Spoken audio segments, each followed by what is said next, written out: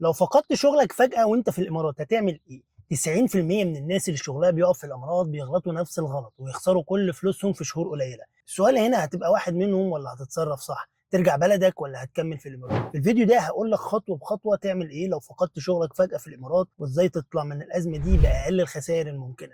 ولازم كمان تعمل حسابك طول الوقت للموقف ده حتى لو حاسس انك في امان في شغلك تحسبا لاي ظروف. بس يا ريت قبل ما نبدا تدعم الفيديو بلايك حلو كده، وتشترك في القناه، وتعمل شير للفيديو لاي حد تعرفه في الامارات يهمك امره عشان ياخد باله كويس قوي من الكلام اللي هقوله ده. تعالى نبتدي باول حاجه، وهي انك تحاول ما تتوترش اول 24 ساعه، دي الاهم. حاول ما تاخدش قرارات متسرعه علشان انت في الوقت ده هتلاقي نفسك بتفكر في 10000 حاجه في وقت واحد، زي التزاماتي هعمل فيها ايه، هكمل هنا ولا هرجع مصر، قدامي قد ايه واسيب سكني، ولو عندي عربيه قسط هعمل ايه، اهلي هعمل معاهم ايه. هتلاقي نفسك مشتت ومش عارف تاخد قرار صح في التوقيت ده.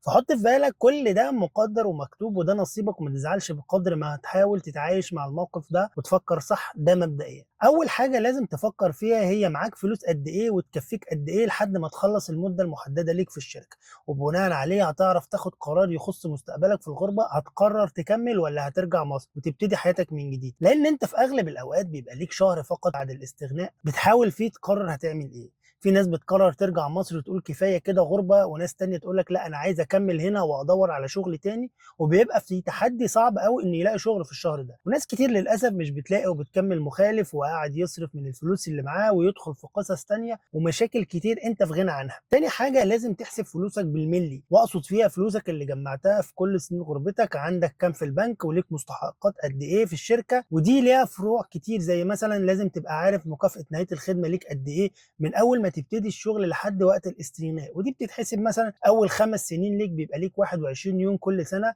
على مرتبك، وبعد 5 سنين بيبقى ليك 30 يوم كل سنه. وبكده انت هتعرف ليك كام في الشركه كمكافاه نهايه الخدمه، وطبعا تطالب بيها. طبعا لو ليك اجازات سنويه متبقيه في عقدك لازم تطالب بيها. انت غالبا بيبقى ليك شهر في السنه اجازه سنويه، شوف ليك كام يوم ويومك بكام في الشركه، وبناء عليه بتتحسب لك كل ايام اجازاتك المتبقيه. ركز معايا في النقطه دي بقى علشان مهمه جدا. في حاجه اسمها تعويض التعطل عن العمل، ودي الواحد بيدفع لها رسوم سنويه حوالي 60 درهم تقريبا، مش فاكر بالظبط. وده طبعا غرضه تعويض الشخص الذي فقد وظيفته مؤقتا او دائما اذا توقف الشخص عن العمل بدون ارادته. بيتم صرف مبلغ شهري كده لفتره محدده لمساعدته حتى يلاقي شغل جديد. لازم بعد ما تسيب شغلك ده تسال في العمل والعمال عن تعويض التعطل عن العمل ده، بس للاسف دي بتاخد وقت شويه، اكتر من شهرين تقريبا عشان يتم تعويضك. وده للاسف لو انت راجع مصر فغالبا مش هتستفاد منها. لو تم الاستغناء عنك بيبقى ليك شهر بعد الاستغناء عنك مدفوع، وعلى حسب العقد ممكن شهر وممكن شهرين، ومن حقك كمان ما تداومش الفتره دي لو الشركه هي اللي استغنت عنك. تعالى بقى اقول لك اهم غلطه الناس بتقع فيها. ناس كتير بتضيع فلوسها علشان مش فاهمه حقوقها. وعايز اقول لكم ان قانون العمل والعمال في الامارات بيضمن لك حقوقك كامله بصرف النظر انت وظيفتك ايه، سواء عامل، مهندس، محاسب، موظف عادي. فما تقلقش من موضوع حقوقك دي، ولازم تطالب بيها، لان من خلال مستحقاتك وحقوقك والفلوس اللي معاك اللي مدخرها كل فتراتك في البلد هتحدد بشكل كبير هتكمل في الامارات ولا هترجع مصر. ثالث حاجه عايز اتكلم فيها، لازم تقلل مصاريفك فورا. وقف اي رفاهيات انت كنت متعود عليها، زي مثلا الاكل من بره، ده تنساه تماما. ولو واخد سكن خاص ليك استوديو او غرفه وصاله، حاول تنهي العقد بالتراضي، والشهر ده تقعدوا في شيرنج، وتلغي اي اشتراكات شهريه ممكن تستغنى عنها.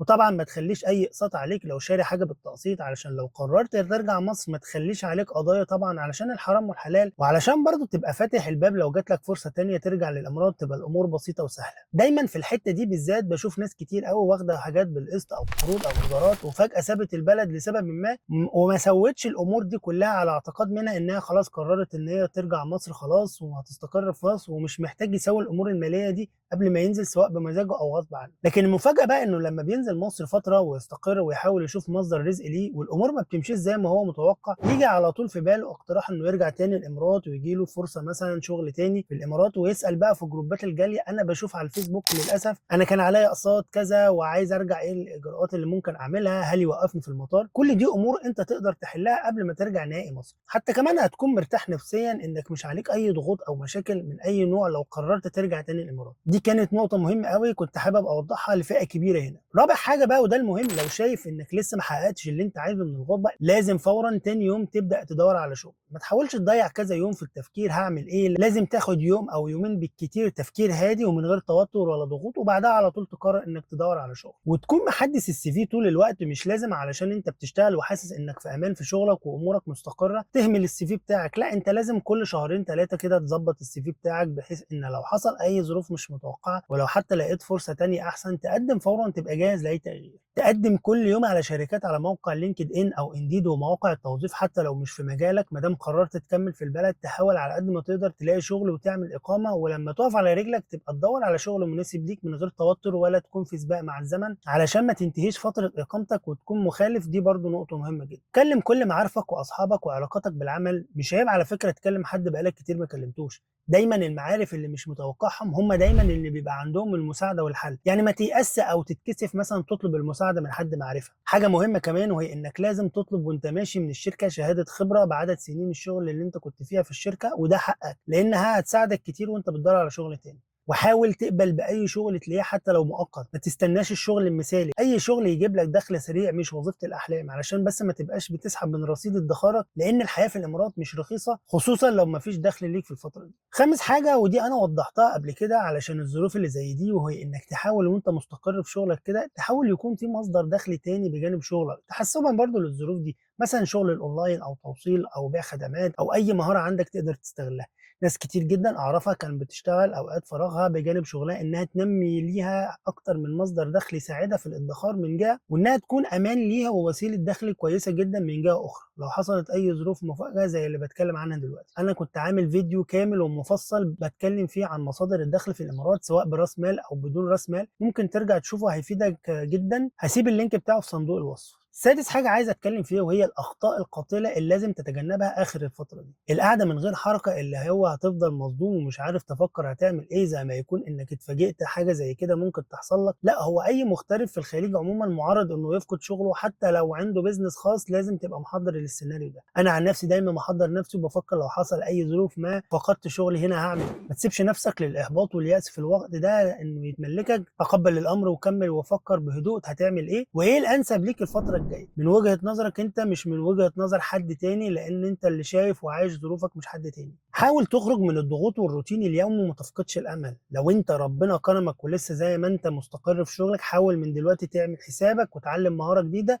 تكون مطلوبه في الامارات، وعادي تغير مجالك لو لازم الامر. اهم حاجه تكون مهاره انت بتحبها وتبدع فيها، واشتغل على نفسك دايما وتتعلم ازاي تسوق لنفسك ومهاراتك صح، ده راس مالك الحقيقي. حط في بالك ان اي حد يحصل له ظرف زي ده ان الامور ما بتمشيش معاه زي ما هو عايز والشركه تستغنى عنه، ده معناه انه فشل في الغربه مثلا او ما هو مقصر اطلاقا. الموضوع ده ارزاق، وطول ما انت مجتهد في شغلك وبتطور دايما في نفسك الباقي ده بقى نصيب ورزق انت مالكش دعوه بيه. وطبعا كل اللي انا قلته ده لو كان قرارك انك تكمل في الامارات، بس امتى بقى تفكر انك ترجع مصر؟ ركز في النقطة دي علشان ده اللي هتفرق ما بين اللي بيكمل واللي بيرجع مصر. لو فلوسك خلصت او على قد شهر او شهرين بس في الامارات لازم ترجع على طول، اصل مش معقولة انك تقدر تقعد شهر ولا اتنين علشان تدور على شغل ومفيش دخل يكفيك الفترة دي، فبلاش تجازف بالفلوس اللي معاك. لما تحس ان مفيش فرصة كويسة او مثلا انت مش في موسم شغل زي رمضان او دخلة الصيف او اعياد، كل ده بيضعف من انك تلاقي فرص عمل مناسبة الفترة الجاية، وبالتالي تحاول تجمع الفلوس اللي معاك وتنزل مصر، ولما تحس انك مستعد ترجع تاني الامارات ساعتها ترجع في وقت مناسب للعمل. لما قرارك يكون محسوب مش هروب، يعني تكون مثلا واخد قرار خلاص من اول يوم انك ترجع بلدك وعارف هتعمل ايه وهتبتدي منين،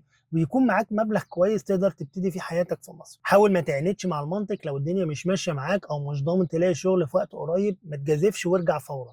جملة الرجوع مش فشل، بس الغلط انك تفضل غرقان وانت ما عندكش هدف معين. خليني احكي لك عن قصة لصديق ليا تجربته تعلمك حاجات كتير قوي حصلت قدامي وممكن تحصل مع اي حد كده. صديقي ده كان بقاله فترة كبيرة في الامارات تقريبا من 2013، وما شاء الله كانت ظروفه كويسة جدا وبيشتغل في بنك ومرتبه كويس، وكمان كان جايب عيلته وزوجته واولاده وشارع عربية قسط، يعني الامور كانت مرتاحة معايا. قعد فترة كويسة على الحال ده وهو بيتنقل من بنك لبنك في وظائف ومراكز أحسن من اللي هو كان فيه، لحد ما في وقت جه عليه بعد فترة الكورونا، وطبعا العمالة ابتدت تقل بسبب إن البنك بيقلل شوية شوية العمالة ويقلل كمان المرتبات. وطبعا صديقي ده كان قاري الموقف قبلها ب3 أو 4 شهور، وزي ما يكون كده حاسس إن الدور جاي عليه لا محالة. فقرر على طول يسيب الشقة اللي كان مأجرها ويرجع أسرته على مصر، لأنه كان عايز يبقى زي ما تقول كده خفيف من غير التزامات ومصاريف شهرية عليه في وقت ما يجي عليه الدور. وفعلا جاله ايميل بالاستغناء عن خدمات، وهو كان فعلا محضر نفسه لده، وكان انهى كل التزاماته شويه بشويه ما عدا بس السياره اللي عليها اقساط، كان فاضل له بس اقساط سنه بس. وفعلا قدر بفلوس مكافاه نهايه الخدمه انه يخلص باقي ثمن العربيه، وقرر يشحن العربيه مصر، وانه كان واخد قرار انه خلاص كفايه كده غربه، وكان عارف هو هيعمل ايه لما يرجع مصر. لما رجع مصر كان معاه مبلغ شايله على جنب للزمن، والجزء الباقي من مكافاه نهايه الخدمه قدر يعمل بيزنس خاص بيه في مصر. وكان قبل ما ينزل مصر كان بيدرس السوق عامل ازاي، علشان لما ينزل مصر نهائي كان عارف هيعمل ايه من غير ما يضيع وقت او يستغل الوقت ده لصالحه. وفعلا البيزنس كبر ونجح، ومستواه بقى احسن من وهو مسافر كمان. ممكن حد تاني غيره كان قال لما قرروا يستغنوا عني ساعتها هبقى افكر اعمل ايه، وده كان هيخسره كتير، لان في شهر واحد صعب تقدر تدير امورك والتزاماتك كلها باحسن الحلول. وهو نفسه كان قاري المشهد وعارف ان الفتره دي ما بعد الكورونا الامور مش احسن حاجه، وصعب يلاقي شغل بسهوله مع انه خبره في مجاله وكفء، لكن قرر ما يجازفش ويخسر الفلوس اللي قدر يجمعها في الغربه. لكن الفكره اللي عايز اوضحها لك ان مش معنى ان الامور معاك هنا قفلت او فجاه قرروا يستغنوا عنك ده معناه ان الحياه وقفت وانك فشلت. ممكن يفتح لك ابواب رزق في بلدك او مكان تاني وتبدا من جديد، محدش عارف الخير فين. عايزك تحط في بالك بالاخص المغتربين اللي بيرجعوا مصر بعد الغربه بيبقى القرار الاصح ليهم انه يخططوا يعملوا بيزنس خاص بيهم، لان شبه مستحيل انك ترجع تشتغل موظف عند حد تاني حتى لو لقيت، وحتى لو خبره في مجال معين زي المحاسبه او الهندسه او مجال معين صعب تاخد المرتب اللي كنت متعود عليه في الامارات او حتى قريب منه. خصوصا كمان لو انت سنك من اول 35 وانت طالع كده خلاص مش هيبقى عندك ميول انك تشتغل موظف في شركه، ده لو لقيت يعني مرتبات مش اللي في بالك. فلازم بيزنس خاص ليك، وتكون وانت نازل عارف السوق كويس وعارف المجال اللي هتشتغل فيه وفاهم فيه. الغلطه الكبيره اللي بشوفها عند ناس كتير قوي برضو انه لما بيقرر خلاص انه يرجع مصر مش بيفكر في اي حاجه غير انه يرجع ويخلي اول شهر ده يبقى استراحه كده، وبعدها يبتدي يشوف هيعمل ايه. وده في حد ذاته خساره من كل النواحي، لانك بتصرف من فلوس انت محتاجها، والحياه في مصر بقت غاليه جدا مش رخيصه، وانت متعود على رفاهيه معينه صعبه تعيشها لما ترجع مصر. انت مش عارف تكاليف المعيشه في مصر عامله ازاي. انا كل سنه لما بنزل اجازه بحس فعلا اني متغرب بقالي كتير من الاسعار اللي بتختلف من شهر للتاني.